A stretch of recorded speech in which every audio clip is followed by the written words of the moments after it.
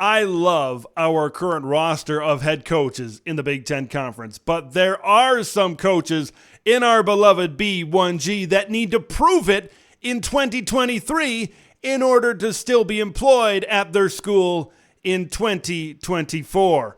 Which Big Ten head coaches are on the hot seat? Before I answer that question, just a reminder to hit subscribe if you haven't already. Big Ten content all offseason long. Always crush that like button to spread the word of Big Ten Ted to the masses. I'm going to start with Michigan State's Mel Tucker. Yes, I know he's got a contract that probably protects him from losing his job in East Lansing, Michigan, but you want to see some progress. You want to see some positivity from Mel Tucker and this Michigan State program, and you want to see an identity of this program. I thought when Mel Tucker kind of came into Michigan State, you'd see maybe a lot of what you saw under Mark D'Antonio. You'd see physical style of play. You'd see good defense. Mel Tucker was a good defensive coach after all, but you just haven't seen that. After that great 2021, things have kind of come down a little bit. You want to see some progress. You want to see things going in a forward direction, because you don't want thoughts getting into the boosters and the people with the money at Michigan State thinking, what would it take to raise $60 million, $70 million to possibly buy out a contract, or maybe some type of contract restructuring situation? Maybe Mel Tucker isn't on the hot seat to get fired, but he's on the hot seat to produce results, establish an identity, and try to get some positive momentum going for the Michigan State Spartans. Next, I'm going to go with Tom Allen at Indiana. After a combined 14-7 in the 2019 and 2020 seasons, he's gone 6-18 since then. And this is a season for the Indiana Hoosiers where Tom Allen and Indiana brings in some pretty good talent on the offensive side of the ball. I covered that on my live stream here earlier in the week. You look at Taven Jackson, the 4-star transfer quarterback coming in from Tennessee. There's other players at the skill position. The offense looks pretty good, and maybe Indiana could surprise some people this season. But you got to think, if you get another 3-win season or another 4-win season, Indiana, people around Bloomington might start to be thinking we need a different voice at the leadership, at the top of this program. We need different leadership at the top of this program. Although Tom Allen is kind of a motivator type, the results have continuously gone down since those really good 2019 and 2020 seasons. Right now, those seasons right in the middle of Tom Allen's tenure are isolated, and you look at the beginning of his reign and now the end of his reign, and maybe that's where things are a little bit more consistent. You got to cut some 5-win seasons at the beginning. Of course, things have not gone well the past 2 seasons, but this is a key year for Tom Allen in Indiana. You talk about recruiting, you talk about these transfer kids that they've brought in, where they are at in the transfer rankings. Let's see it translate onto the football field. Otherwise, Tom Allen and his era could be over at Indiana. I'm going to talk about Pat Fitzgerald.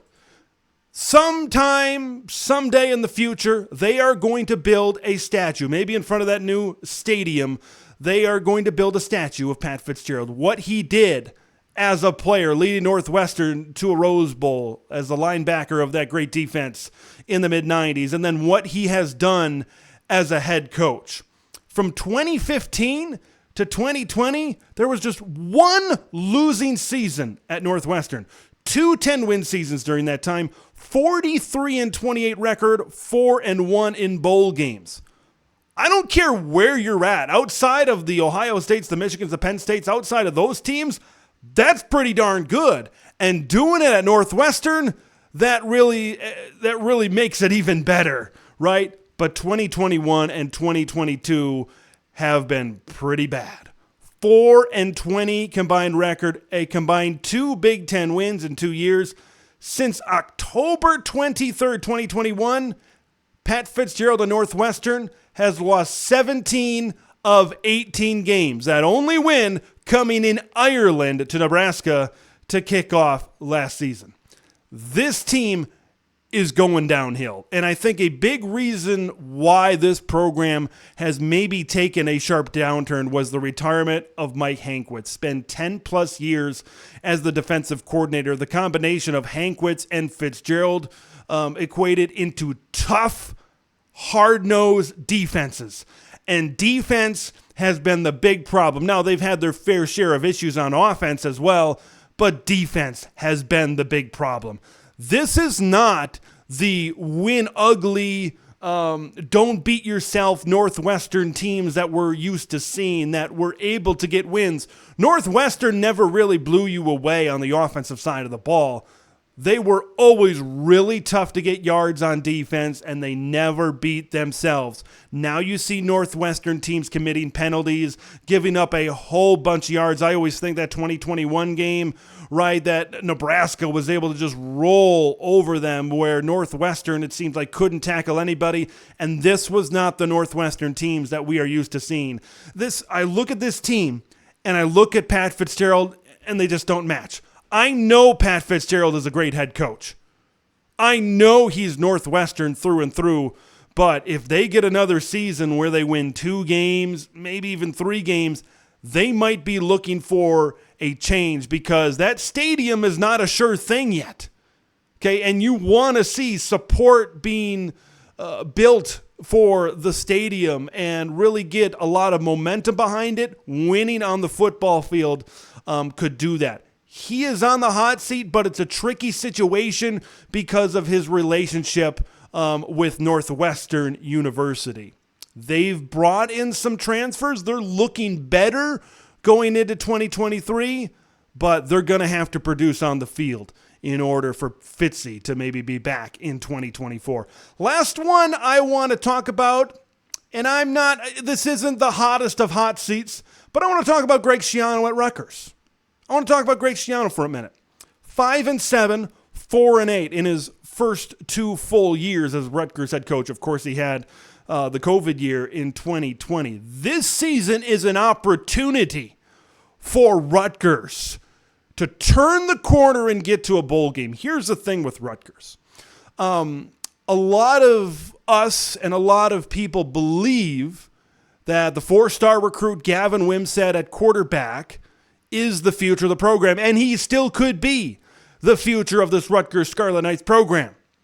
But last year, he was thrown some opportunities, and they didn't go great. There was a rotation of quarterbacks, and it didn't bode well for the young kid. It didn't bode well for Gavin Wimsatt in maybe his development as a quarterback. Now maybe he's the guy this season, and maybe he can really build off of that and learn from some of those things that happened last season.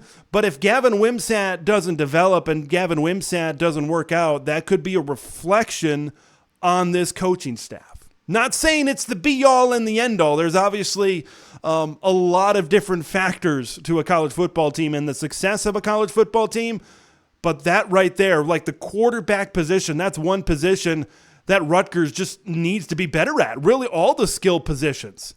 Like, they've been tough up front. They've been tough on defense, but really the skill positions have been lacking for the Rutgers Scarlet Knights. This season is a great opportunity to turn things around. They start the season with Northwestern. They play Temple. They play Virginia Tech. I believe all of those games are in Piscataway. Then they play Wagner. They could easily start the season 4-1 if things go well. Then you got to find a way to get 2 more wins. Can you beat Indiana?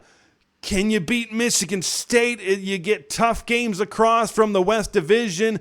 Can you maybe upset a Maryland at the end of the season? Can you find 2 more wins on the schedule to get to bowl eligibility? To get to 6-6, I think you want to see progress. You want to see Rutgers going in the right direction. And really, you look at all these coaches. You look at Mel Tucker. You look at Tom Allen. You look at Patty Fitzgerald. You look at Greg Schiano. You want to see progress and things going in the right direction. You look at all these guys, and they've all been on a downturn as of late. This is a season where you want to go back up because in today's modern day of college football, you have 2 or 3 consecutive years of downturn, sometimes even less than that, and they might be coming for you, and you might be looking for a job the very next season.